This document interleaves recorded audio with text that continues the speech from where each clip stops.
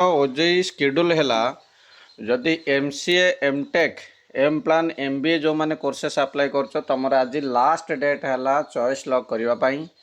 kindly request बहुत छुआर JEE main छुआर अलॉटमेंट आसीनी तुम मानक काइंडली रिक्वेस्ट जेतक भी अच्छे ऑप्शन सब दियो तुम जो जो कॉलेज इच्छा अच्छी से गुड़ाक निहाती आगुआ दब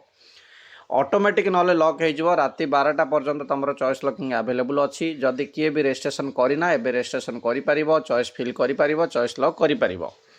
अदरवाइज राति 12टा पर से ऑटो लॉक हो जो मैंने लाटरल एंट्री टू माने डिप्लोमा टू बीटेक जो मैंने थिलो तांकर ऑलरेडी काल टू चॉइस लॉक हो सारी तांकर एबे डाटा वेरिफिकेशन चली से माने वेट करेंगे आउ 3 दिन वेट कले तुम आसीज अलॉटमेंट 6 तारिख को आसीज जो मैंने जेई मेन थ्रू रे एडमिशन करूच से कौन ना डॉक्यूमेंट तुम एबे अपलोड कर फ्रीज फ्लोट तो ऑप्शन ऑलरेडी चूज कर सारी डॉक्यूमेंट अपलोड कर जदि कहार किसी भी डिस्क्रिपेंसी आसूची से माने ऑटोमेटिक तुमको मेसेज रे जणै देबे जे discrepancy found in your document upload से रिमूव करके तुम आउ जोटा रिक्वायरमेंट डॉक्यूमेंट थी सेटा को अपलोड कर